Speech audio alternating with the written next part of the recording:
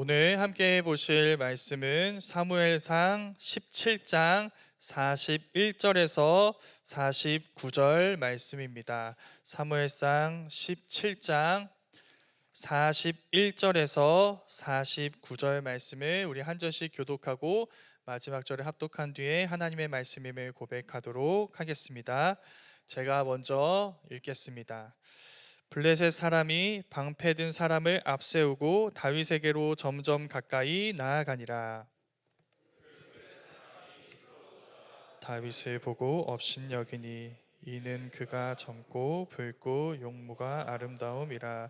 블레셋 사람이 다윗에게 이르되 네가 나를 개로 여기고 막대기를 가지고 내게 나왔느냐 하고 그의 신들의 이름으로 다윗을 저주하고, 그 블레셋 사람이 또 다윗에게 이르되 내게로 오라. 내가 내 살을 공중의 새들과 들짐승들에게 주리라 하는지라.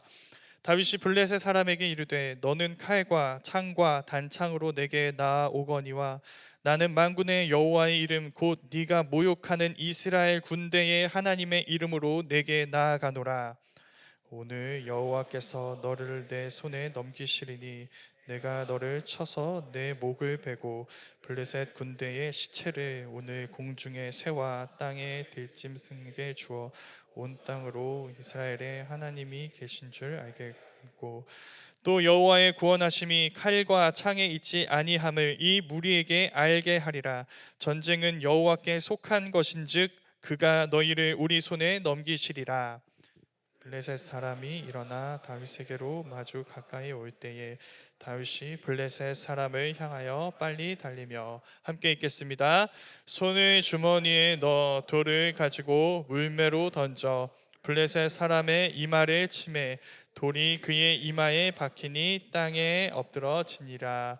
아멘. 살아계신 하나님의 말씀입니다.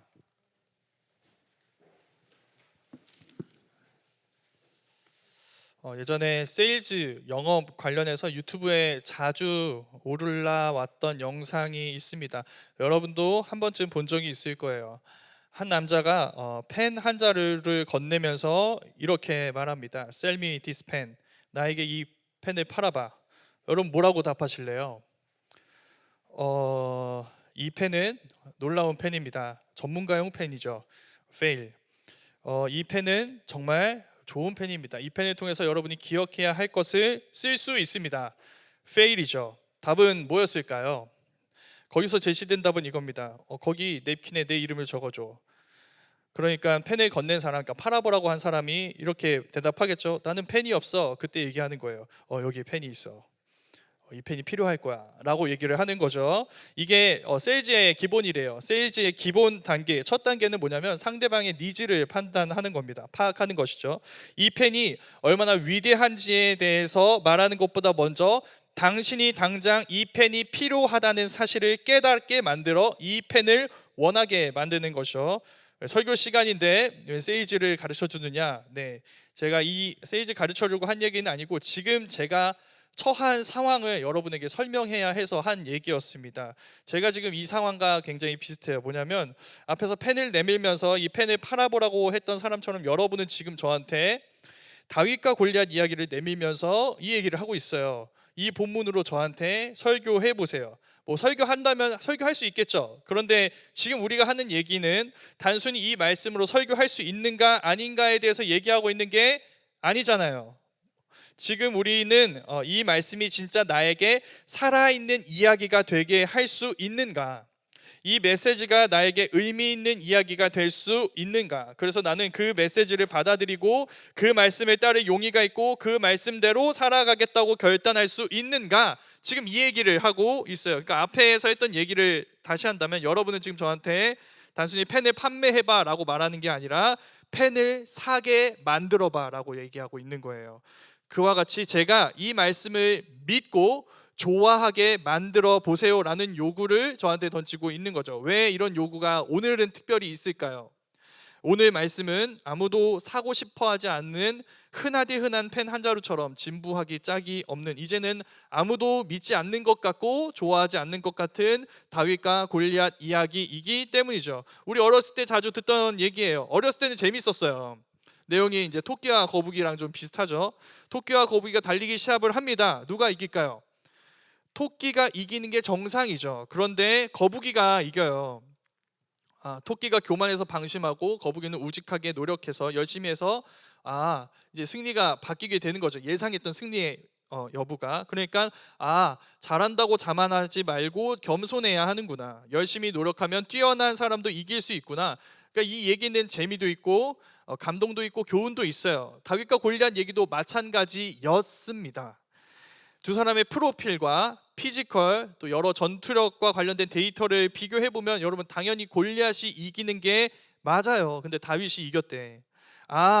전투력이 딸려도 실력이 부족해도 신앙이 있으면 이길 수 있구나. 아직 나는 어리지만 예수님 잘 믿어야겠다. 나도 믿음만 있으면 어딜 가나 거기서 만나는 골리앗 같은 넘사벽들을 이길 수 있을 거야. 시험 잘 볼 수 있을 거야. 좋은 대학 갈 수 있을 거야. 취업 잘하고 결혼도 잘해서 오래오래 행복하게 살 수 있을 거야. 이게 바로 이 부분이 여러분이 이 얘기를 좋아하지 않는 이유입니다.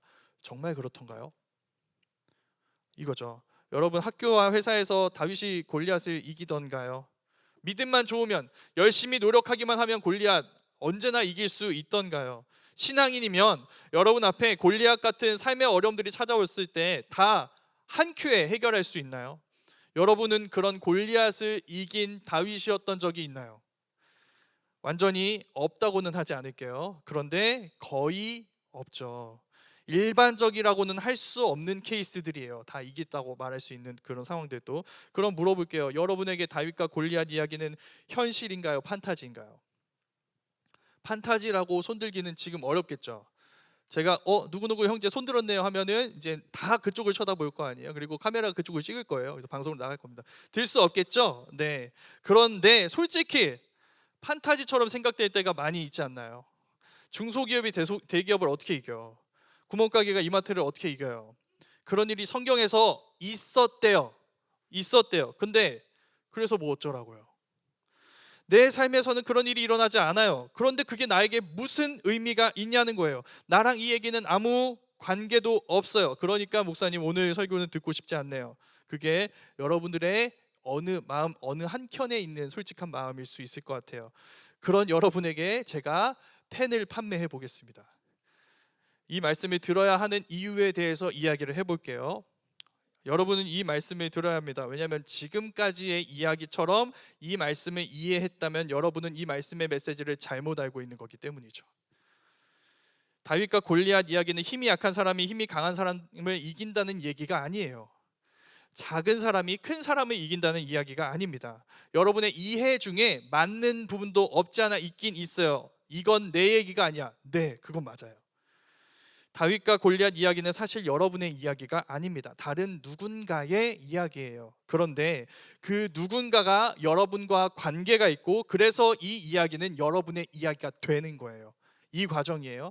이게 오늘 전체의 흐름이 될 겁니다. 이걸 기억하시면 돼요. 다윗과 골리앗 이야기는 우리의 이야기가 아닌 다른 누군가의 이야기다. 그런데 그 누군가와의 관계로 인해 이 이야기는 우리의 이야기가 된다.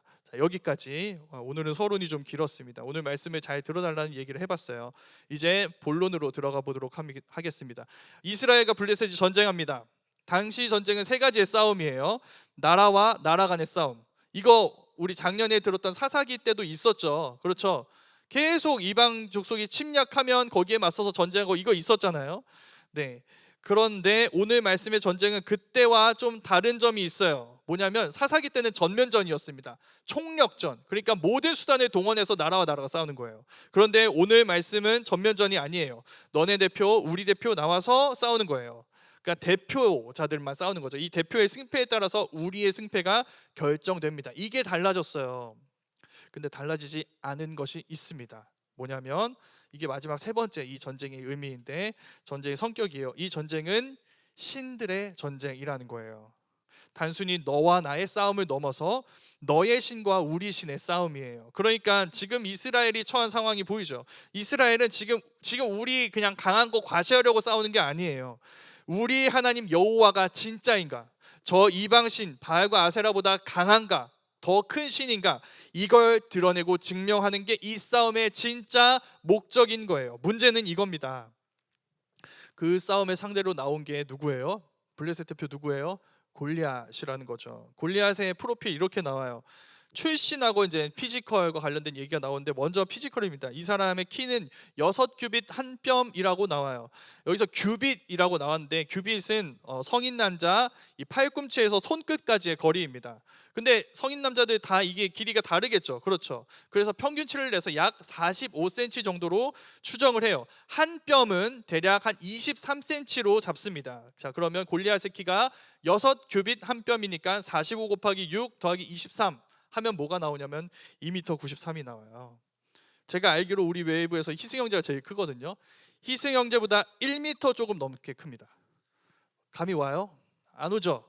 그래서 또 다른 데이터를 갖고 오면 농구 골대가 3m 5예요. 그것보다 이제 10cm 작은 거예요. 그러니까 농구 골대로 추정할 수도 있죠. 왜냐하면 이 길이가 다 다르다 그랬잖아요. 그렇죠? 그러니까 농구 골대라고 생각하면 돼요. 그게 나와서 갑옷을 입었는데 갑옷 무게도 나오거든요. 60kg예요. 60kg. 이걸 머리에서부터 발끝까지 다 무장하고, 이렇게 키 큰 사람들은 사실 하체가 약점인데 앞에 방패 든 사람까지 나와서, 그러니까 빈틈이 없어요. 나와서 얘기하는 거예요. 1대1로 붙자. 이스라엘 기분이 어땠을까요? 여러분이 면접 보러 갔어요. 나 총신대인데 옆에 MIT야. 네, 나 얼마 전에 워드 2급 자격증 땄어요. 미리 캠퍼스 방금 시작했어. 근데 여기 MIT인데, 네, 그리고 붙어야 돼. 같이 붙어야 돼요. 이 무력감, 이 절망감이 지금 이스라엘의 기분이겠죠. 그렇죠?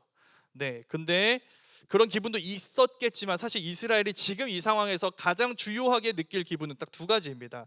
첫 번째는 뭐냐면, 이스라엘이 이 골리앗 앞에서 바로 떠올렸을 법한 이야기는 뭐냐면, 청산하지 못한 과거에 대한 안타까움이에요. 다시, 청산하지 못한 과거에 대한 안타까움. 이건 골리앗의 출신에서 볼 수 있습니다. 골리앗은 가드 사람이라고 나와요. 블레셋의 주요 도시 중에 하나예요. 가드 지역 출신이에요. 그런데 가드라는 도시는 어떤 도시냐면, 이스라엘이 모세의 인도 아래에서 애굽에서 나왔죠. 그렇죠. 여호수아의 인도를 따라서 가나안에 들어갔어요. 그리고 그곳을 정복하는 전쟁을 시작하는데, 그때 정복하지 못했던 지역이에요. 여호수아 12장 22절 말씀에서 이렇게 이야기를 합니다. 이스라엘 자손의 땅에는 아낙 사람들이 하나도 남지 아니하였고, 가사와 가드와, 가드 여기 나오죠, 아스돗에만 남았더라. 자, 여기 아낙 사람들이라고 나오는데, 아낙 자손, 가나안 족속 중 하나예요. 특징이 있습니다. 뭘까요? 거인이에요. 거인. 하나님이 아낙 자손 그 거인족들과 싸우려고 명령하셨어요. 강하고 담대하라. 내가 너에게 그 땅을 주었으니 너와 함께 싸울 것이니 너희는 힘써 그 싸움을 싸워서 그 땅을 정복하라고 했어요.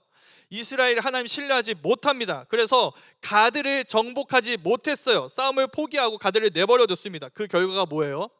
골리앗이에요. 방치해뒀더니 뭐가 나타나요? 골리앗이 나타나요. 그럼 여기에 메시지가 보이죠. 여러분, 우리가 방치하고 그냥 넘어간 죄는 가만히 방치되어 있지 않습니다. 그건 언젠가 우리가 감당할 수 없는 크기로 우리를 찾아와요. 그 크기를 미리 볼 수 있어야 돼요. 제가 지금 괜찮다고, 지금 이건 뭐 넘어가도 뭐 문제 없잖아, 괜찮다고 괜찮은 게 아닙니다. 제가 좋아하는 드라마 대사예요. 이거 톤 살려서 하면 비웃을 거니까 침착하게 읽어볼게요. 지금 한 번, 지금만 한 번, 마지막으로 한 번, 또 한 번. 순간은 편하겠지. 근데 말이야, 그 한 번들로 사람들은 변하는 거야. 변하기만 하면 다행이지. 뭐가 나타난다고요? 골리앗이 나타나요. 우리가 정복하지 않고 내버려둔 가드 지역에서 골리앗이 우리에게로 돌아오는 거예요. 이스라엘 중에 어느 누구도 나서서 싸우지 못하니까 골리앗이 이스라엘을 조롱합니다. 40일 동안 조롱해요. 여러분, 40일 기억나는 거 뭐 없어요? 40일 어떤 시간이냐면, 가나안 땅으로 들어가는 것을 앞두고 이제 정탐꾼들을 보내거든요. 우리 대표들 정탐꾼들을 보내요. 정탐꾼들이 거기서 정탐한 시간이에요. 정탐하고 돌아와서 대표라고 하는 사람들이 얘기했죠. 우린 그들 앞에서 메뚜기 같다. 여러분, 그 사건이 지금 재현되고 있는 거예요. 메뚜기 같아요. 메뚜기라고 생각해요, 스스로. 이스라엘이 거기서 한 발자국도 못 나가고 있어요. 그러니까 첫 번째 메시지입니다. 여러분, 선한 싸움을 포기하지 마세요. 여러분의 실패를 그냥 방치해 두지 마세요. 그 순간을 그냥 버려두지 말고, 괜찮다고 무시하고 그냥 넘어가지 말고 그걸 갖고 하나님 앞으로 나아가세요. 하나님 이것 좀 어떻게 해주세요 라고 이야기해야 한다는 거예요. 이게 첫 번째 감정, 청산하지 못하는 과거에 대한 안타까움이에요. 두 번째, 이스라엘이 느끼는 감정은 뭐냐면 배신감입니다. 이스라엘 백성들 중에 아무도 나가서 싸우지 못하죠. 이유가 뭘까요, 여러분?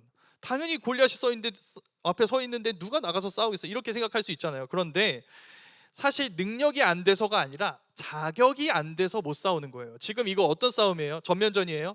아니죠. 대표하고 싸우는 거잖아요. 그러니까 이스라엘 중에 일반 병사는 나가서 싸울 수 없어요. 대표자라고 할 수 있는 사람만 나가서 싸울 수 있습니다. 그럼 누가 나가야 될까요? 이럴 때 우리를 대표해서 싸우라고 뽑아 놓은 대표자가 나가서 싸워야 되죠. 사울이에요. 사울 왕. 하나님이 처음 사울을 세우실 때도 하나님 이 말씀하셨습니다. 이스라엘 왕에 대해서 이렇게 말씀하셨어요. 사무엘상 9장 16절 말씀에서 이렇게 나와 있습니다. 내일 이맘때에 내가 베냐민 땅에서 한 사람을 내게로 보내리니 너는 그에게 기름을 부어 내 백성 이스라엘의 지도자로 삼으라.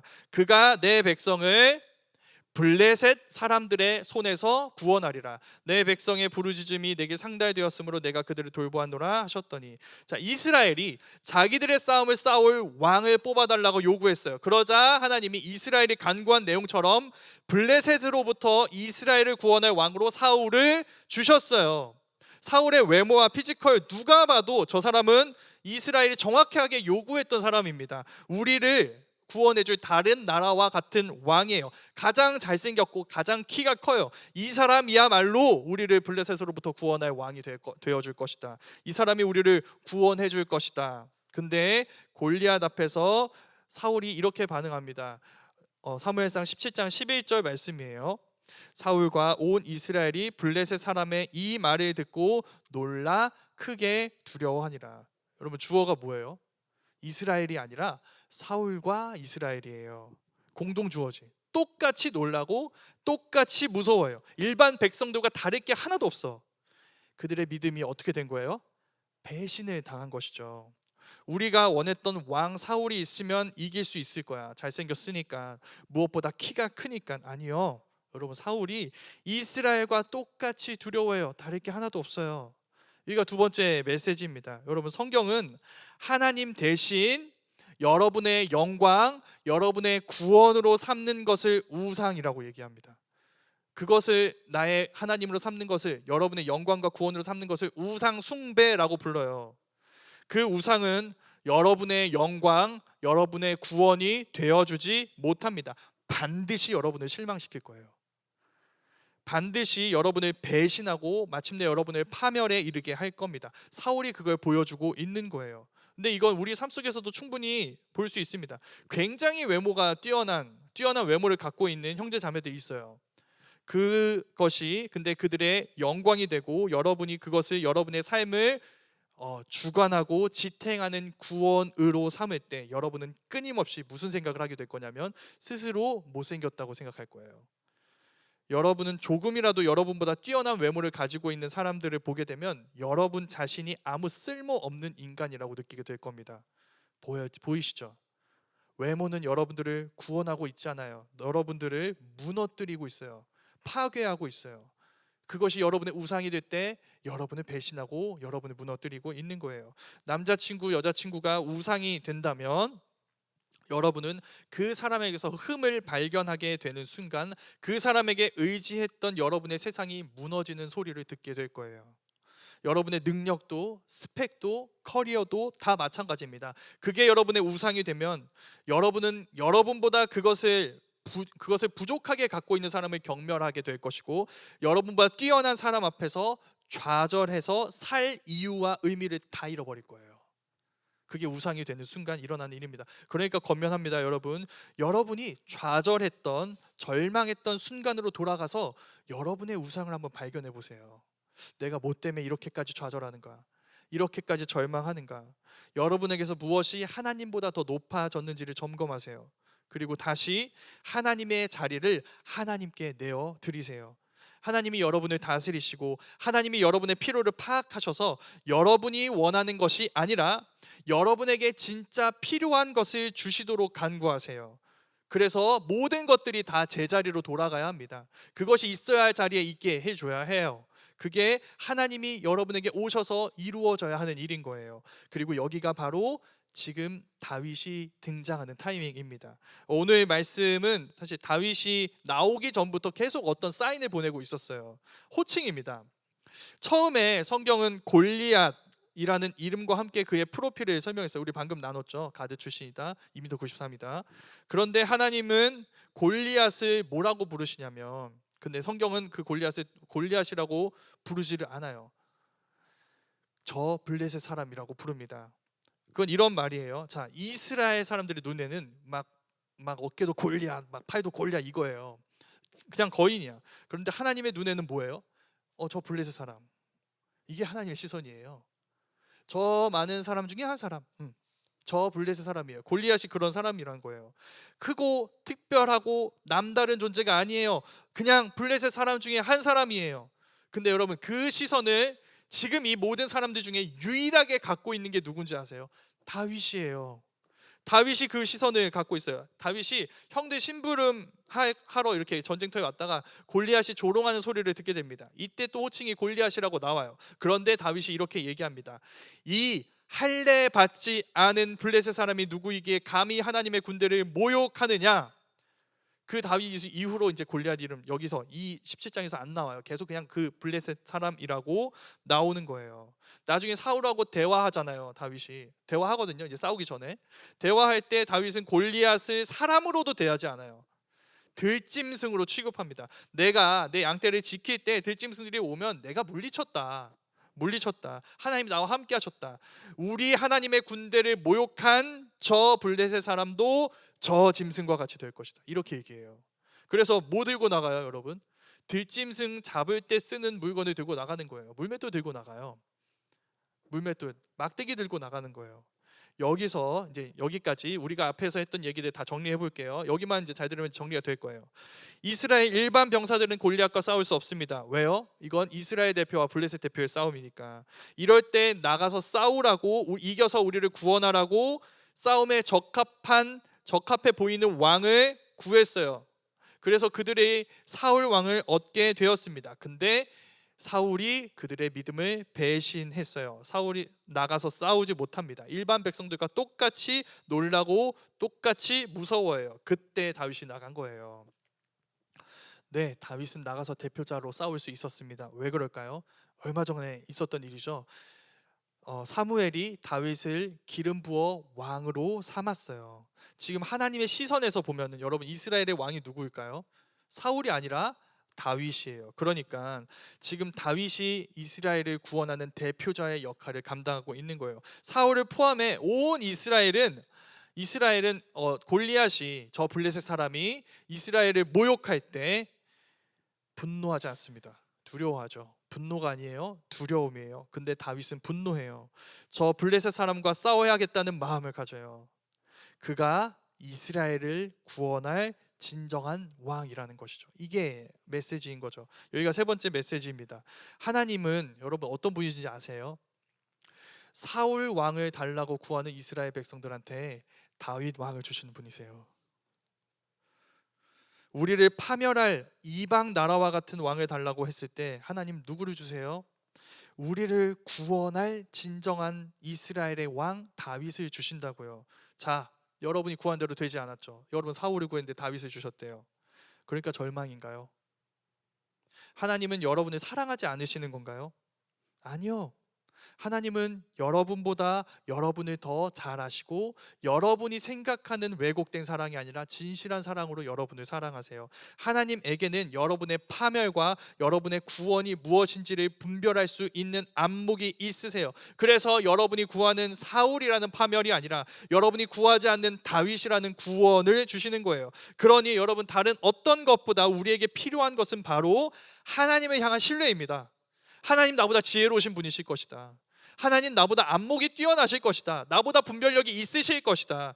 그런 분이 주신 왕이 필요하다. 내가 구하는 왕이 아니라.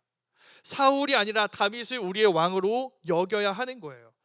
그리고 다윗이 마침내 골리앗이라고 불리는 저 블레셋 사람 앞에 서게 됩니다. 오늘 우리가 읽은 말씀이에요. 골리앗이 다윗을 보고 무시당했다고 느껴요. 저주하죠. 내가 널 죽여서 공중의 새와 들짐승의 밥으로 만들어 주겠다. 거기에 다윗이 대답합니다. 내가 널 죽여서 공중의 새와 들짐승의 밥으로 주겠다. 똑같죠? 근데 다른 세 마디를 덧붙여요. 넌 칼과 창이지만 난 여호와다. 전쟁은 여호와께 속한 것이다. 내가 네 목을 베어서 이 사실을 이 무리들, 이스라엘 백성들이죠, 이 무리들에게 알게 하겠다. 바로 이 부분이 어떤 부분이냐면 지금까지 우리가 봐왔던 이 싸움의 성격을 바르게 해석하는 부분이에요. 이 싸움에 대한 잘못된 해석을 바로 잡는 부분이에요. 아주 근본적인 질문부터 했어야 됐어요. 이스라엘은 왜 블레셋하고 싸워야 돼요, 여러분? 다윗은 왜 골리앗을 이겨야 하나요?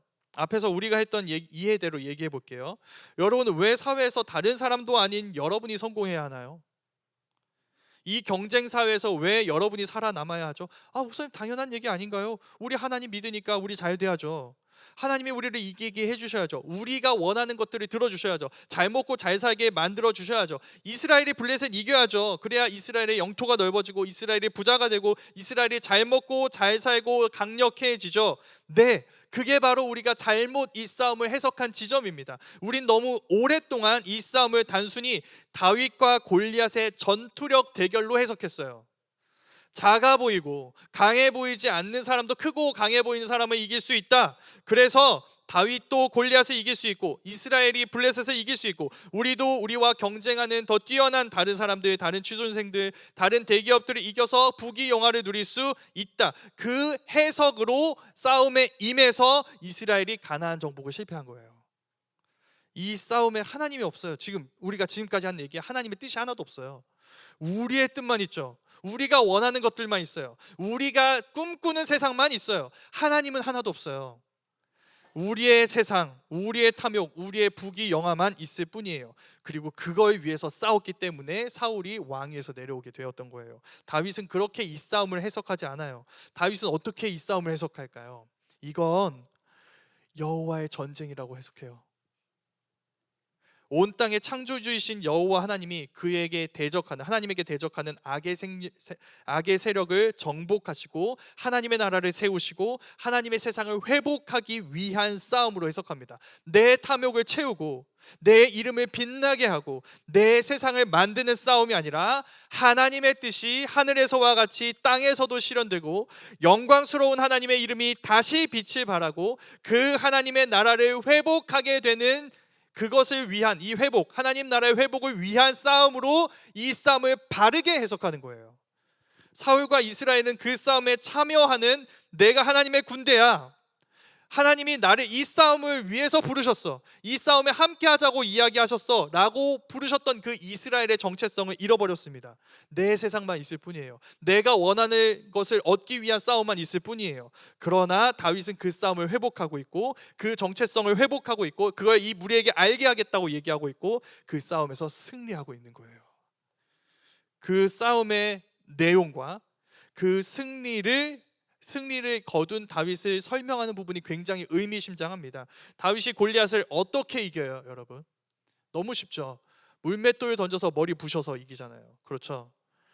하나님을 잘 생각해 보세요, 여러분. 하나님을 대적하는 세력의 머리가 부서지는 이야기, 아주 오래전부터 하나님이 이 얘기를 사실 하고 계셨어요. 창세기 3장 15절 말씀입니다. 제가 읽어볼게요. 내가 너로 여자와 원수가 되게 하고 내 후손도 여자의 후손과 원수가 되게 하리니 여자의 후손은 내 머리를 상하게 할 것이요 너는 그의 발꿈치를 상하게 할 것이니라 하시고, 하나님을 왜곡하고 하나님을 의심하게 만들어서 결국 그 유혹에 굴복해버린 사람, 그래서 죄를 짓고 타락해버린 사람을 지배하려고 하는 뱀, 그 어둠의 세력을 향해 하나님 뭐라고 말씀하세요? 내가 여자의 후손을 통해 너의 머리를 부술 것이다. 내 백성을 회복하고 구원할 것이다. 네가 왕노릇하는 세상을 끝내고 내 나라를 회복할 것이다. 여러분, 하나님이 그 일을 지금 누구를 통해서 하고 계신 거예요? 다윗을 통해 하고 계시는 것이죠. 근데 성경이 다윗을 이렇게 소개했습니다. 다윗은 이스라엘 왕으로 기름 부음 받은 자예요. 그리고 베들레헴 출신입니다. 여러분, 이 두 가지 소개가 마태복음에서 다시 등장하고 있어요. 이 두 가지 소개를 가진 또 다른 다윗이 태어나고 있는 거예요. 베들레헴에서 한 아기가 납니다. 그 아기에 대해서 천사가 이렇게 얘기해요. 마태복음 1장 21절 말씀입니다. 아들을 낳으리니 이름을 예수라 하라. 이는 그가 자기 백성을 그들의 죄에서 구원할 자이심이라. 이제 알겠죠? 다윗의 이야기는 바로 그 다윗의 자손이시며 베들레헴 출신이시며 이스라엘 왕으로 기름 부으신 메시아로 오신, 우리를 구원하러 오신 예수님의 이야기를 예고해 주는 사인이에요. 이 얘기 볼 때 뭘 발견해야 돼요? 예수님을 발견해야 돼요. 그래서 제가 가장 첫 부분에 이렇게 얘기했죠. 다윗과 골리앗의 이야기는 우리의 이야기가 아니다. 네, 우리 다윗이 아니에요, 여러분. 우린 다윗이 아니에요. 예수님이 다윗이에요. 우린 누구냐면 골리앗에게서 멀찌감치 떨어져서 두려워 떨고 있었던 이스라엘 백성일이에요. 우린 그들이에요. 우린 두려워하고 있어요. 그러나 제가 이 얘기도 덧붙였죠. 그 다윗 이야기의 주인공, 그 누군가가 주인공이라고 했는데 그 누군가와의 관계를 통해 다윗과 골리앗 이야기는 우리의 이야기가 된다. 네, 다윗이 골리앗을 쓰러뜨리자 두려워 떨던 이스라엘 백성들 어떻게 할까요?